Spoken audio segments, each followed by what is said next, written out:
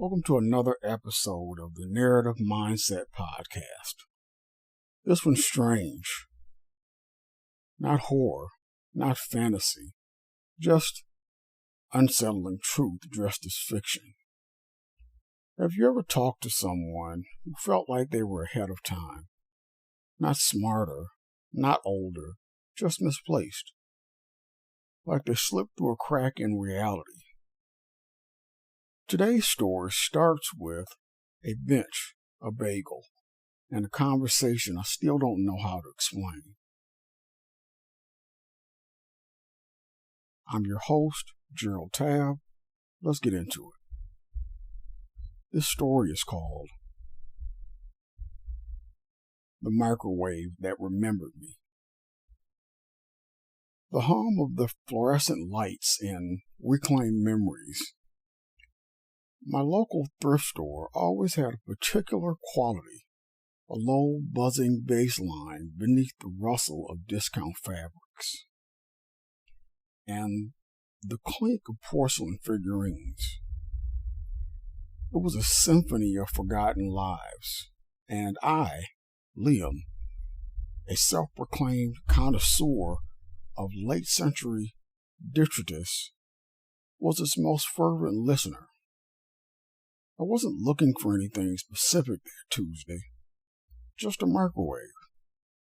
My ancient, sputtering model had finally given up the ghost, taking with it the last vestiges of my hope for budget-friendly leftovers. Nestled between a faded floral armchair and a stack of encyclopedias from 1987, sat it, a beige, blocky behemoth of a microwave, its plastic casing yellowed with age, its keypad a series of satisfyingly clicky buttons. It looked like it had been pulled straight from an episode of Family Matters, a truly prime specimen of a bygone era. It was exactly what I didn't know I wanted. I paid the princely sum of $15, and I hoisted the beast into my beat-up hatchback, feeling an odd sense of historical importance, as if I had just rescued a relic from a forgotten civilization. Getting it settled on my kitchen counter felt like a victory. It dwarfed the space, a monolithic testament to industrial design that hadn't yet discovered sleek lines or touchscreens. I plugged it in. The cord was surprisingly robust. A green digital clock blared. 12 o'clock, demanding to be set. I ignored it. I was hungry. A frozen burrito, my dinner of champions, was the maiden voyage. I slid it in, pressed cook time, then 2 minutes, and finally the colossal start button. The hum began, then a low, crackling static, like an old radio struggling to find a signal. I braced for the familiar whirring of the magnetron. Instead, a voice, deep and smooth, cut through the air. You know, some days I just want to be your girl. I froze, hand hovering over the burrito. Was that Aaliyah? From my microwave? Then static intensified. Then another voice, bright and energetic, chimed in. This is BT, coming at you live from the 90s, where the vibes are always right. My mouth dropped open. The microwave clicked. The display flashed, done. The burrito was steaming hot, but I barely noticed. I stared at the appliance in disbelief. Did you just talk? I whispered, feeling utterly ridiculous. The microwave hummed softly. Then the first voice returned, a little more confident this time. If at first you don't succeed, dust yourself off and try again. It was Aaliyah's voice again, but the tone felt conversational, as if the song lyric was a direct response to my incredulity. I poked the start button again. Just a short burst. Wait. Say something else. What about your friends? Came the immediate reply.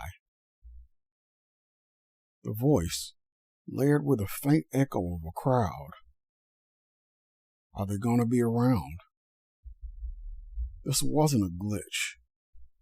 This wasn't a radio playing nearby. This was the microwave. My microwave. Communicating exclusively through a bizarre lexicon of 90s R&B lyrics and snippets of cable television. My brain, already prone to flights of absurd fancy, immediately christened it Mikey. The next few days were a blur of bewildered experimentation. Mike was a foundation of non-squirters, each one a perfectly placed acronym. Asking it to heat up coffee would prompt, "Come on, ride the train," and it's the Soul Train, followed by the distinct sound of a saxophone riff.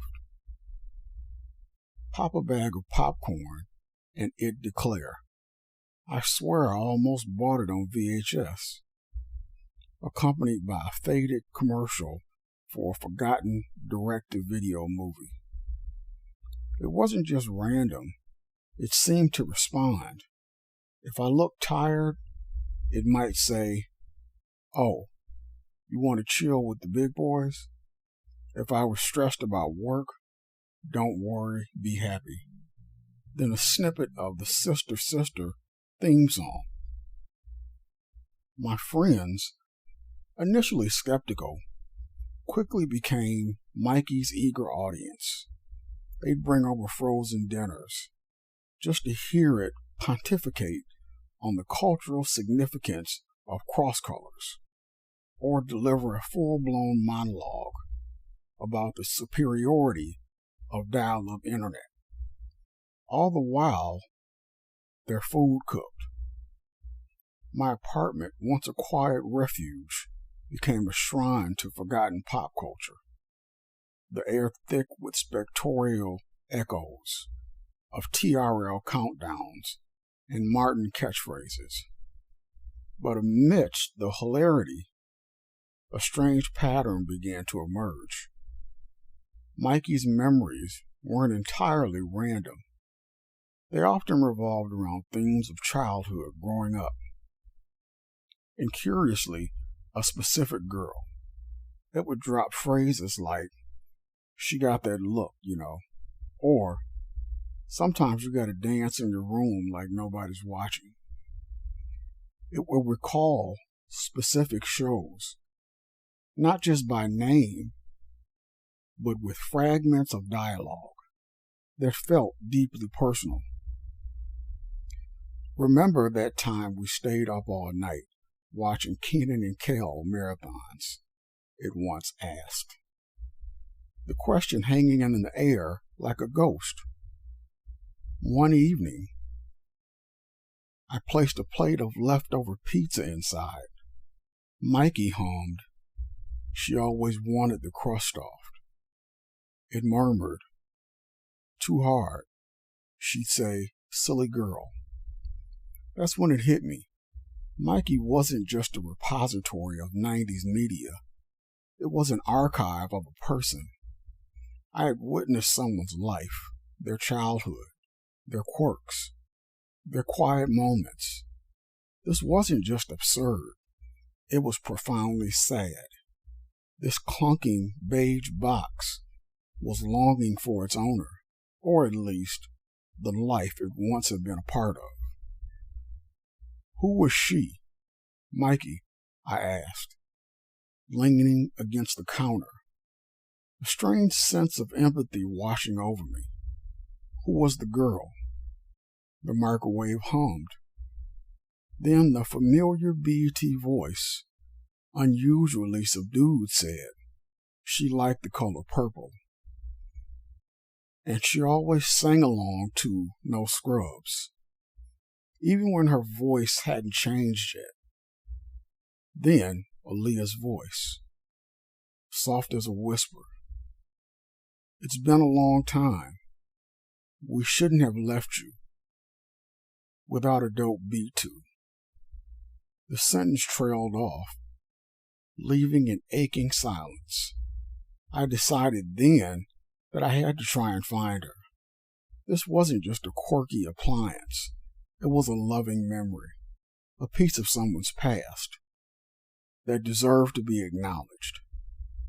My journey began as absurdly as Mikey's existence. I started by tracing the thrift store's records. They existed, a dusty ledger. The microwave had come from an estate sale in a house a few towns over.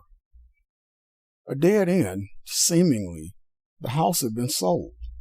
The previous owner, long gone. But Mikey kept giving me clues, more poignant each time. She used to draw stars on her ceiling with glow-in-the-dark paint, or her favorite place was that old creek behind the house, the one with the tire swing. It spoke of a specific school, a specific park, even a specific brand of cereal she liked. It was like piecing together mosaic, one of a forgotten girl, one lyric, one commercial jingle at a time. The absurdity melted away, replaced by a strange sense of responsibility. This wasn't about a microwave. It was about honoring a childhood, a life that had been packed away and forgotten. I found myself driving to the old neighborhood, guided by only Mike's fragmented clues. The house was renovated, unrecognizable, but the creek was still there, winding through the backyards. And yes, a rusted chain hung from a sturdy oak branch, undoubtedly the remnants of a tire swing. I felt a chill that had nothing to do with the autumn air. Mike hadn't just seen these things, it had felt them, absorbed them. Returning home, I told Mike what I found. The creek is still there. The swing too, kind of. A moment of silence, then a burst of static, more intense than usual. She used to say, one day she'd fly away. Aaliyah's voice came, strained, almost cracking, like a butterfly, away from all the noise. Then the BET voice, oddly serious. Sometimes the world just changes, man. You grow up, you move on, and things get left behind. But that doesn't mean they don't matter. It wasn't a journey to find a missing person, not in the conventional sense. It was a journey into the past, into the ephemeral nature of memory and belonging. Chloe, I presumed, wasn't missing. She just moved on, grown up, left her childhood and her beloved microwave behind. And Mikey, in its own bizarre, 90s infused way, was grasping with that loss. The sci-fi element wasn't about AI or time travel. It was about imprints. How an object, mundane as a microwave, could absorb the echoes of life and become a sentient, nostalgic vessel. It spoke to me about the value of broken things, of used things. Mikey was physically imperfect, old, noisy, but within it resided a beautiful, complex tapestry of memory and emotion. It reminded me that even the things we discard, the people we lose touch with, the childhoods we outgrow, still hold immense value. These stories waiting to be heard, to be remembered. My apartment became a sanctuary for Mikey's memories. I kept a journal, every lyric, every jingle, every fragment of Schlow's life it shared. I'd sit by it, drinking coffee, which is now heated with a gentle, I just want to love you in the best way, baby. Listening to its particular wisdom. It rarely gave long stories, just flashes, feelings, bursts of sound and sentiment. But through them, I felt I came to know Schlow. And through knowing Schlow, I began to rediscover my own childhood, my forgotten friends, my own people. We had simply moved on. One cold winter night, I was heating up a bowl of soup. Mikey hummed low, a content sound. Remember, it's about you. Aaliyah's voice said, clear and warm, make it your own. Don't let nobody tell you what to do. Then, the faint sound of laughter, like a distant echo from a schoolyard. And finally, a tiny, unmistakable sound of a dial-up modem connecting. I smiled. Mikey wasn't just remembering close past, it was living in its own present, teaching me in an absurd way about the enduring value of memories of connection and of finding worth in the most unexpected, beige, 90s obsessed places. I put my hands on its side, feeling the warmth of the magnetron. It didn't speak again just then, but I felt a silent understanding pass between us.